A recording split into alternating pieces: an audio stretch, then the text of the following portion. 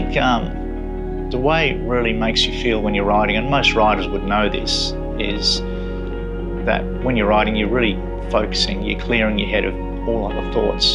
So it's almost like meditating. You're focused, you're riding, you've got the road ahead, and nothing else matters. Hi, I'm Charlie. I'm a Royal Enfield enthusiast and I'm currently riding a Continental GT 650 Custom. Always loved motorcycles, always wanted a motorcycle. As a kid, was never allowed to have one. My cousins led me astray and got me into motorcycling when I was in my early 40s. Well, I used to ride sports bikes, and at one stage the new model was coming out on the bike that I was riding. So I put the bike up for sale, sold it, and I was waiting and it got delayed and it got delayed. I thought, I really need a bike to ride. I was getting withdrawal symptoms. So I always loved the look of the classics. So I bought a classic 350 just to get around until the new bike arrived. And then 2.5 years later, I was still riding it and loving every minute of it. So you just enjoyed it. You just jumped on it and you rode. You didn't have to go fast. You didn't have to lean into the corners to get your thrills. You just rode, and everywhere you pulled up, people would just approach you and they go, "Wow, what a great bike! How long did it take you to restore that?" So it's brand new actually, and it'll blow them away. I think it's the simplicity of them, the classic lines, and the ability to be able to do a lot yourself, to customise them, to play around with them, tinker them, to make them your own, basically an extension of your own personality, so to speak. With the Continental GT, it just lends itself to being customised. The Royal Enfield community is just, everybody's doing the same thing, and everyone's got ideas and everyone helps each other out.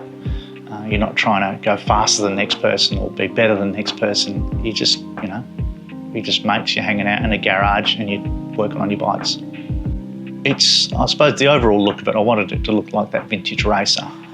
It has got a fair bit of work done to it, from the J&D custom fairing, had the seat retrimmed, made it a bit more comfortable for the longer rides.